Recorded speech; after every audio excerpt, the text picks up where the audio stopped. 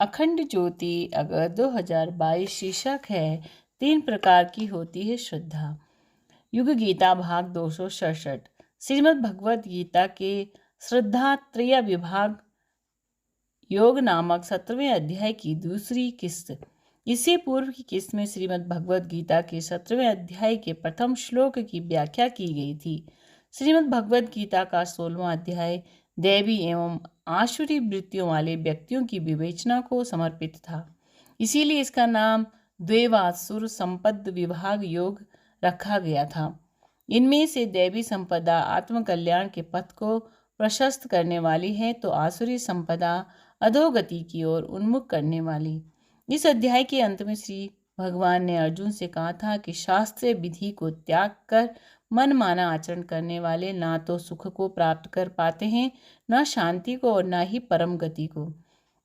इस वचन ने अर्जुन के मन में जिज्ञासा को उत्पन्न किया और उसी की अभिव्यक्ति के साथ 17वें अध्याय का प्रारंभ होता है।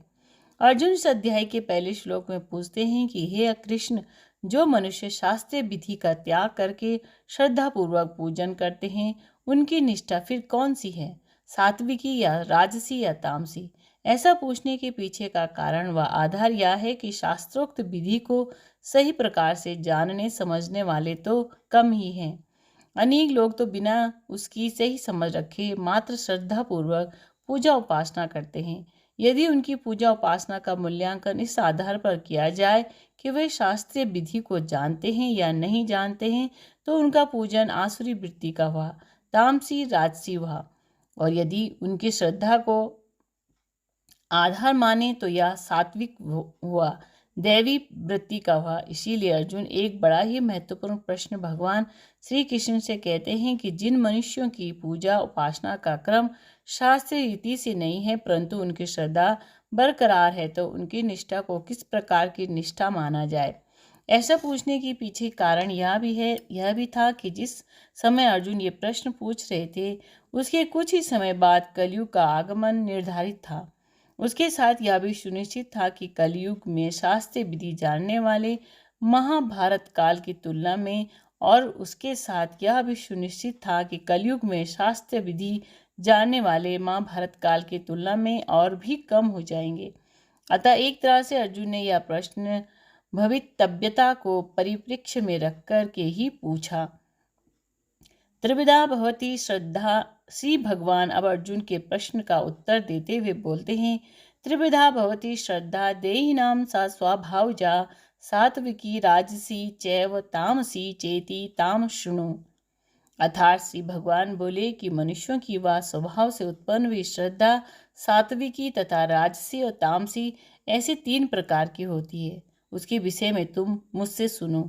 यहाँ यह ध्यान देने योग्य बात है कि प्रश्न अर्जुन ने निष्ठा के विषय में पूछा है, परंतु श्री भगवान उसे उत्तर श्रद्धा के विषय में देते हैं, क्योंकि जिसकी जैसी श्रद्धा होती है उसकी निष्ठा भी तदनुरूप ही होती है।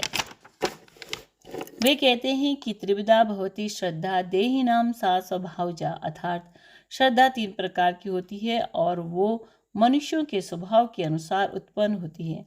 जिसका जैसा स्वभाव होता है उसकी वैसी ही श्रद्धा हो जाती है। यानी सत्व भाव वाले व्यक्ति की श्रद्धा सात्विकी, राजसी भाव वाले की राजसिक एवं तामसी भाव वाले की तामसिक श्रद्धा हो जाती है। यह सबसे महत्वपूर्ण तथ्य ध्यान देने योग्य यह है कि इस प्रश्न का उत्तर मात्र एवं मात्र भगवान ही दे सकते हैं, क्योंकि वे ही जीवों के परम सुहृद हैं एवं प्राणी मात्र के कल्याण के लिए ही उनका अवतरण हुआ है। अर्जुन को उन्होंने अपनी करुणा की अभिव्यक्ति का माध्यम बनाया है और उसी के माध्यम से वे अत्यंत गुह्य ज्ञान सरल सहज भाषा में जन सामान्य को उपलब्ध कराते हैं। समस्त चराचर जगत की गति श्री भगवान के ही अधीन है। प्रकृति की गुणों के प्रभाव में आकर कुछ प्राणी आसुरी वृत्ति में आसक्त हो जाते हैं, परंतु वे भी भगवान के अनुग्रह के अधिकारी होते हैं। और इसीलिए जब भगवान अर्जुन के प्रश्न का उत्तर देते हैं तो वे समस्त मानव जगत की जिज्ञासाओं को भी शांत करते हैं। इस जगत में बुद्धि, कौशल एवं संवेदना शक्ति के आधार पर मानव को श्रेष्ठतम प्राणी कहा जा सकता है। इसीलिए वेद इसे परमात्मा का अंश और ईश्वरीय चेतना की अभिव्यक्ति कहकर पुकारते हैं। आलंकारिक भाषा में इसे देवताओं की नगरी, देवानामपुर अयोध्या अर्थात दिव्य शक्तियों का निवास स्थान कहकर के पुकारा जाता है। इसी मानव जीवन के अंदर परमेश्वर के परम भाव को प्राप्त कर पाने की संभावना विद्यमान है, किंतु मनुष्य आसुरी वृत्तियों में उलझकर उनके प्रति आकर्षित होकर देव दुर्लभ मानव शरीर के सही प्रयोजन को भुला बैठता है। ऐसे में उसके भीतर श्रद्धा का जागरण ही उसे सही पथ पर लेकर के आता है। श्रुतियां कहती है कि श्रद्धा वो होती है जिसके माध्यम से मनुष्य अमृत को प्राप्त करने का अधिकारी बनता है। केवल कामना भर कर लेने से कोई अमृत को प्राप्त नहीं कर लेता। उसे उस परम लक्ष्य को प्राप्त करने के लिए उचित पात्रता व सामर्थ्य विकसित करने होते हैं, और उस पात्रता का आधार शास्त्र श्रद्धा को मानते हैं। कहा जाता है कि शेरनी का दूध स्वर्ण पात्र में ही धारण किया जा सकता है, अन्य पात्र में नहीं। उसी प्रकार से अमृत की प्राप्ति के लिए श्रद्धा रूपी पात्रता अनिवार्य हो जाती है। यहाँ श्री भगवान उसी श्रद्धा के विषय में अर्जुन को बताते हैं और उसी के 3 प्रकार की विवेचना हेतु यह अध्याय समर्पित है। इसीलिए इस अध्याय को श्रद्धा त्रय विभाग योग कहकर पुकारा गया है। ऐसी सभी आध्यात्मिक जिज्ञासाओं के उत्तर गीता में मिल ही जाते हैं। इसीलिए भगवान व्यास ने गीता के लिए कहा है, सर्वोपनिषदो गावो दोग्धा गोपाल नंदना पार्थो वत्सा सुधीर भोक्ता दुग्धम गीता अमृतम महत। अर्थात संपूर्ण उपनिषदें गाय हैं और अर्जुन उनका बछड़ा है। जैसे बछड़े को देखते ही गायें वात्सल्य भाव से द्रवित हो जाती हैं और उनके स्तनों से दुग्ध प्रवाहित होने लगता है, उसी प्रकार से अर्जुन की शुद्ध जिज्ञासा देख उपनिषद रूपी गायों का सार सर्वस्व दुग्ध रूप गीता के ज्ञान का प्रवाह स्वतः प्रवाहित होने लगा। गायें केवल बछड़ी के लिए दूध नहीं देती, उसका अनुपान सभी करते हैं।